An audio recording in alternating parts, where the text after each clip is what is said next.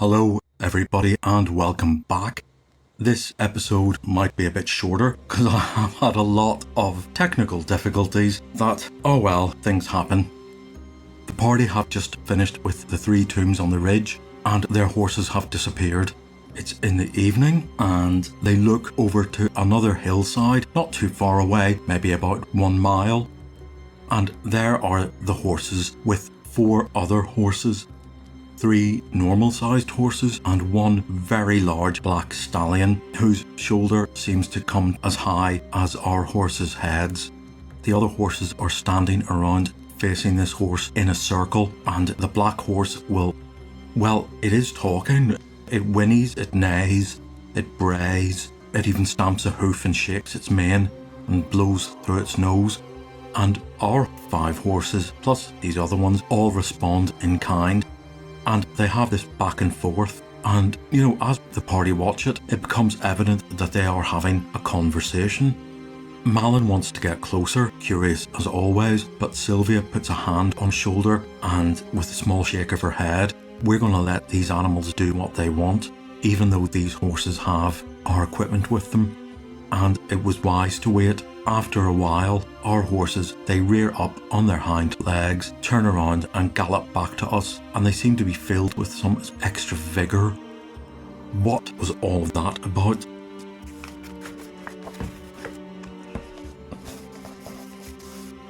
The large black horse is a cheval, and this is a new monster. A cheval is a shape-shifting creature that goes between a large black horse and a centaur. This cheval has a name, which was mentioned earlier. It'll take me a few minutes to find it because we have to go all the way back to the family in Sukuskin. Right, this is taking longer than it should do. Where we learn about the people in Sukuskin. In the small print here, the only person capable of retaming horses which Loshad has made wild. See event WE4, Horse's Friend, and that black stallion is Loshad. He is this shape-shifting cheval. And if we go back again to here in the book, where we have the wilderness events, these are the events which are up to the DM to drop in as and when the DM sees fit. And I thought this was a good time to fit in WE4, Horse's Friend. And we're told that if the party have treated the horses badly, then they will report that to Loshad, and Loshad will use his, horse whispering abilities to free them and set them wild again.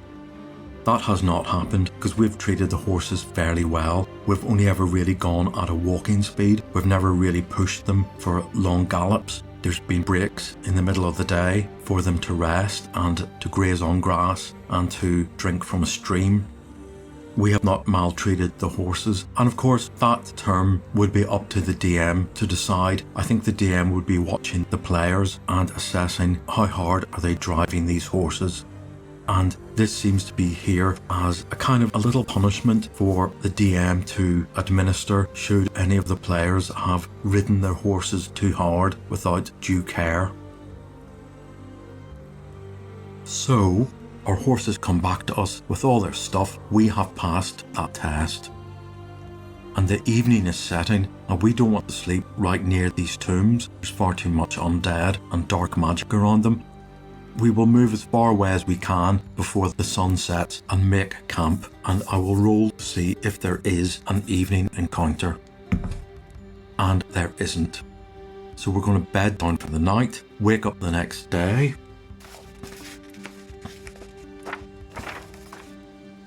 And we wake up on Solidane the 4th of Flowermont. And that looks to be a moderately cloudy day with some showers. It's warm and there is a breeze. Well, if our party put their cloaks up and tie them anytime the rain comes down, that should keep off the worst of the wet weather. And indeed, it's a perfect day for adventuring. Not too hot, not too cool. The party can see there's a valley here, another hill, another valley, then there's the feet of these mountains, and I'm sure we'll find this gold mine. Carrick will be able to spot the traces of a mine from many miles away, and that is where our adventure will take us next. The party wake up to a warm, dry day. The morning rituals have become routine, and so with the sun climbing the sky to the east, they set off towards the gold mine, hoping that their adventures can continue from there. There is a good 18 miles to cover, so they rest during the middle of the day in the foothills of the mountains. Shh, Sylvia hisses, putting a finger to her lips. It's a few moments before the others can hear what she has heard, the plodding clip-clop of a couple of horses. It's coming from the east behind the shoulder of the foothills. They ready themselves. From around the corner come two stout ponies laden with travelling equipment and two dwarves. Their hoods are up and their faces hidden. The party lower their weapons. The dwarven riders continue until they and the party meet. They both throw back their hoods. "Well, I never," says one dwarf, "if it isn't our quarry." "Bulgar," says Carrick, "what finds you here so far from home?" The dwarf turns to his travelling companion. She has no beard. "What finds us," he asks, "when the very thing we're looking for does indeed find us?"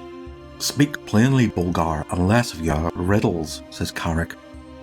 "Riddles," he says, Uthgard, as though his own sudden disappearance wasn't a riddle. Donard steps forward. "Please introduce yourself and answer my friend's question." The dwarf glares at Donard, and Donard is surprised to learn that dwarven beards can bristle. "Very well, human. I am Bulgar Longhammer, and this is Uthgard, daughter of Freya, and my own kin. Our business in these parts is to wander for days on end looking for this one." He points at Carrick. "We have come from yonder mine seeking any news, but the dwarves there have their own troubles. We are on our way home empty-handed when, lo, our quarry finds us." "What do you want with me?" asks Carrick. "We want," Bulgar begins, "we want you to come home and take leadership of the clan off your brother."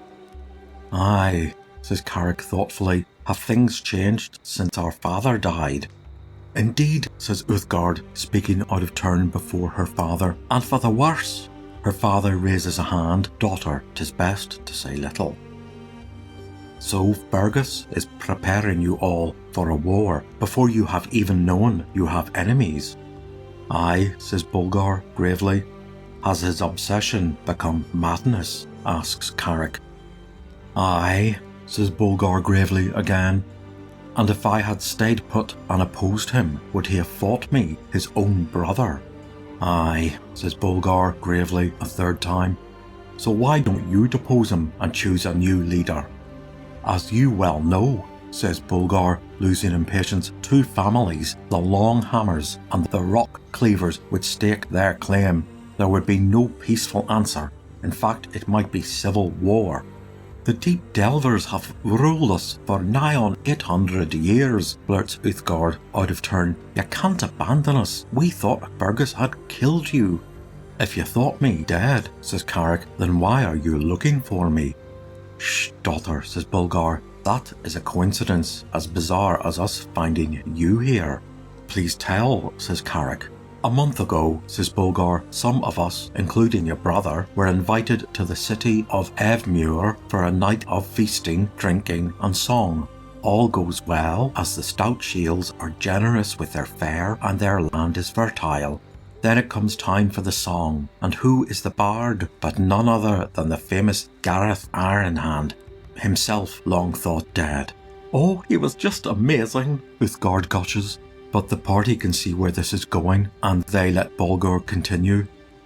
"Gareth sings of his capture and imprisonment at the hands of a goblin army, and then he sings of his rescue, and the hero of his story is none other than Carrick Deep Delver, and your brother's face turns as dark as a thunder cloud." And the song goes on. "This dwarf Carrick has found himself a blood moon gem. Everyone in the mead hall gasps. And he was prepared to sacrifice this gem to a dragon to spare the life of his friends. And the mead hall bangs their tankards on the tables with approval at that honourable deed. and we heard how this Carrick keeps the gem and instead slays the damn dragon. Liz puts up a timid hand to ask if she is mentioned as the one who shot the dragon through the eye. Bulgar doesn't notice her as he continues, and how he gives the dragon hoard to the beleaguered town that the dragon ruined. Well, that got the whole mead hall on its feet, stamping and clashing tankards, I can tell you. That's the kind of hero we all need as a leader, everyone says. Your brother storms out of the feast hall in front of everyone. And since then his mind has fallen further into darkness. So search parties have been sent out in secret to look for you. We got news from a cleric near Blizzard Pass. You had gone south to the human city. Some followed you there. I went eastward. Come back with us, please, Uthgard implores. Carrick falls silent. The party wait anxiously for his answer. The long silence is broken by some ravens that fly to the north, the direction of Rockholm. Carrick's gaze follows them. He sighs and nods. Aye, he says heavily. The party gasp. That is good news, says Bulgar. Sylvia puts her hands up to her face, distraught. But not yet, says Carrick. I'm not ready to face my brother. Deposing your own kin is not to be taken lightly. Understood, says Bulgar. When? A year. I'll be ready then. Bulgar sighs. It is not the answer we wanted, but a dwarf can bide a year of waiting. So be it, Carrick Deep Delver. I will whisper to the others of your return in a year. It will hold off a civil war at least, and I will let you and your friends be on your way. The two dwarves on their stout ponies clip-clop westward over the hill and out of sight. The party make their way to the gold mine, and Carrick says nothing all day and all night.